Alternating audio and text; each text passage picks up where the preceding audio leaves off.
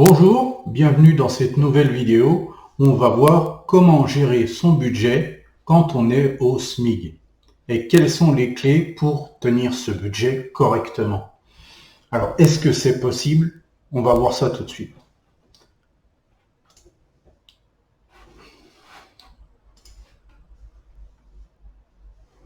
Alors, je vous présente, c'est Léo, il habite à Laon et il touche un SMIC qui est actuellement de 1383,08 €. Première chose qu'il va faire, Léo, c'est qu'il va se rendre sur le site de mesdroitssociaux.gouv.fr. Il va faire une simulation et celle-ci va lui révéler qu'il a droit à une aide au logement de 220 €. Après, la réduction de loyer solidaire, je n'ai pas creusé plus que ça. Et il a droit à l'ouverture d'un LEP avec un taux d'intérêt de 6,1%. Ce livret, il a un plafond de 7 700 €, mais sera bientôt relevé à 10 000 € suivant ce que j'ai vu sur le site du gouvernement. Ce sera les premières choses qu'il va faire et il sera bien content de voir qu'il est éligible déjà à une aide au logement. Alors, deuxième chose, Léo, il va faire une bonne pratique que tout le monde devrait faire, c'est de se payer en premier.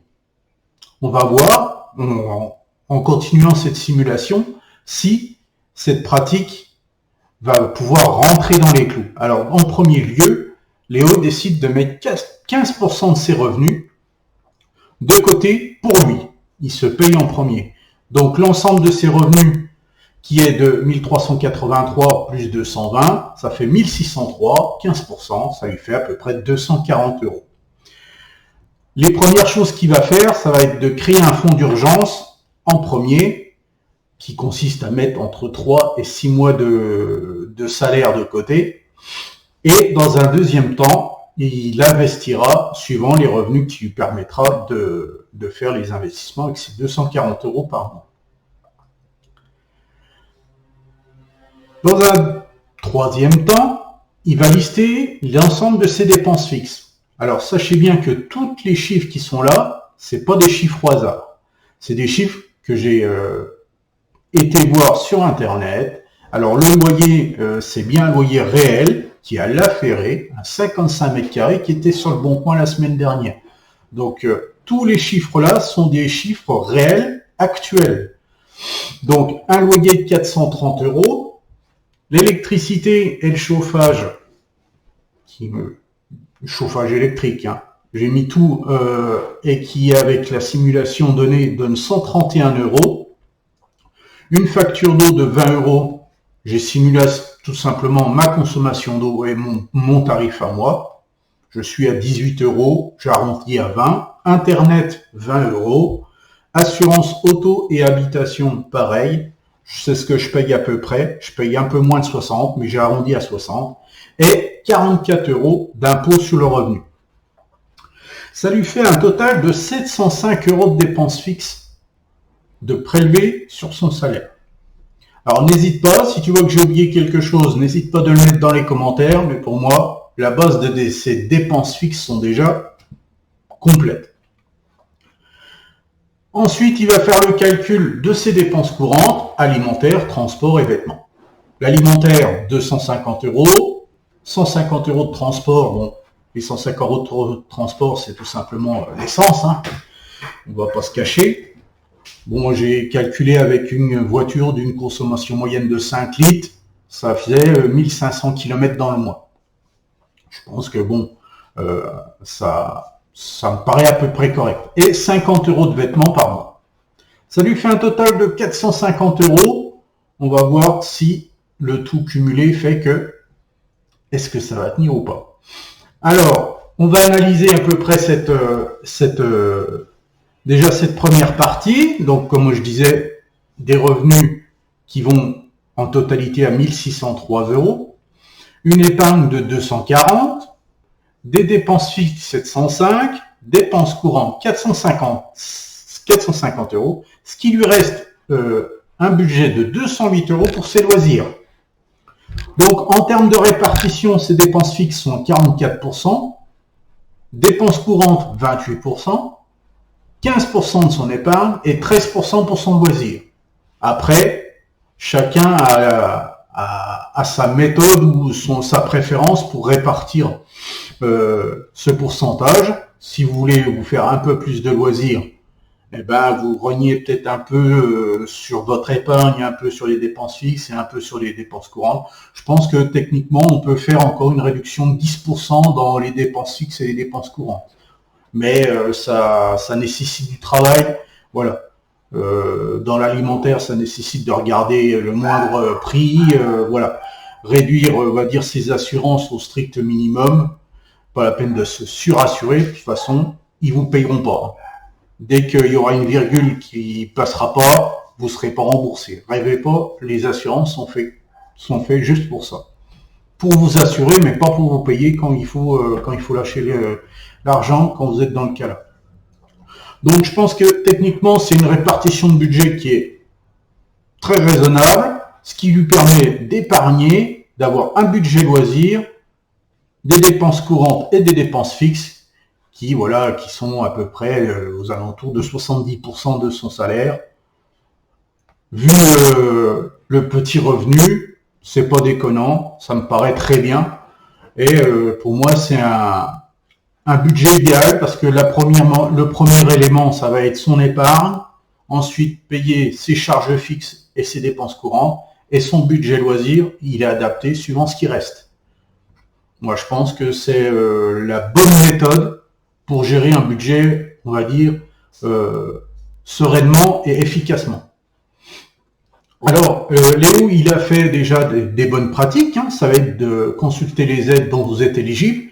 Une grande partie des personnes ne savent pas, mais sont éligibles à des aides. N'hésitez pas, je mettrai le lien dans les commentaires. Vous cliquez, ça dure 10 minutes, cette simulation, et ça va vous lister toutes les aides dont vous êtes éligible.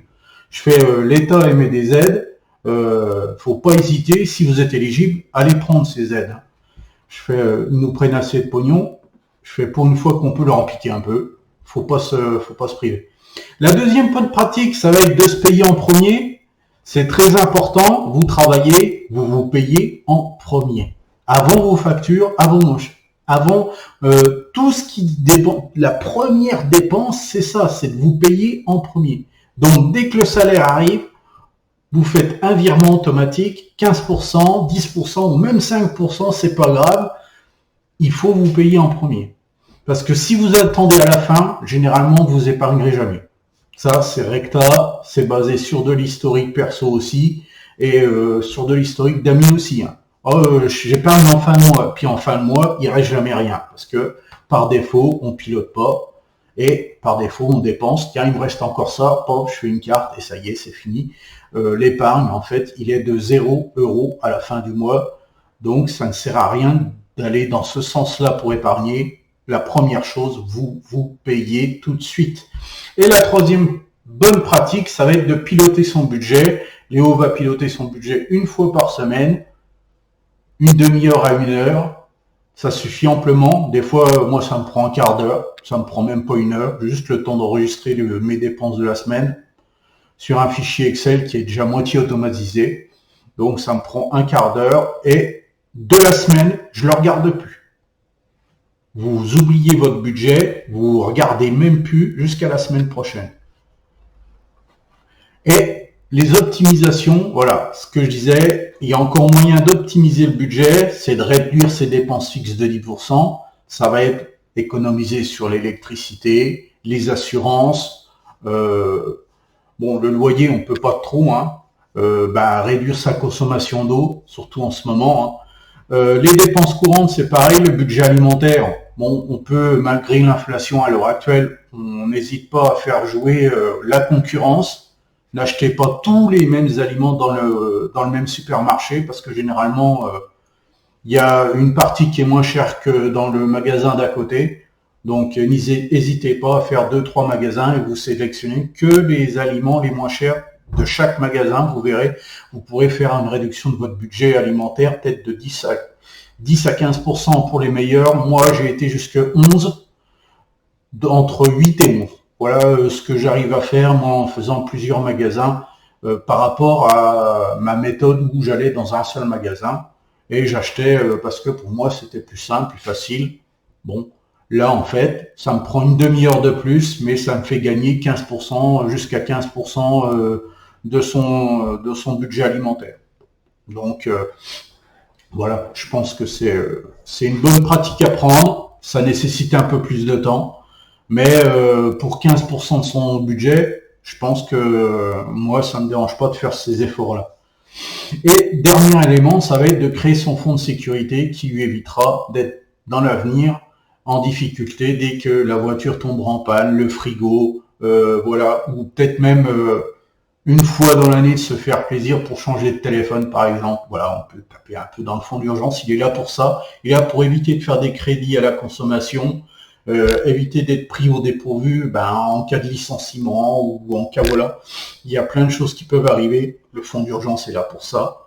Donc, voilà l'ensemble, je fais d'un budget, pour moi, piloté au mieux. Dis-moi ce que tu en penses. Je pense que pour moi, c'est une des meilleures méthodes parce que déjà, je l'utilise et ça fonctionne depuis des années. Ça fait des années que j'ai jamais été à découvert d'un seul euro de mon salaire et pourtant, je fais pas des gros salaires. Donc, ça fonctionne. Faut juste piloter un peu, voilà, être un peu, on va dire, restrictif sur son budget, prendre le minimum. Voilà, comme tu as pu le constater, il n'y a pas d'abonnement Netflix, il n'y a pas, voilà. Ça fera partie du budget loisir, par exemple. Mais ça sert à rien. C'est les dépenses fixes, c'est le minimum pour vivre. Pareil pour les dépenses courantes. Et tout le reste, c'est du loisir. Comme ça vous permet de voir tout ce que vous dépensez en budget loisir. Et des fois, on ne se rend pas compte de la somme qu'on dépense dans cette catégorie et qui plombe aussi le budget. Voilà, j'espère que cette vidéo t'a plu. N'hésite pas à me dire ce que tu en penses dans les commentaires. Si tu es sympa, tu mets un petit like. Et puis n'hésite pas à t'abonner, ça me fera plaisir. Et on se retrouve dans une prochaine vidéo. Ciao, bye bye.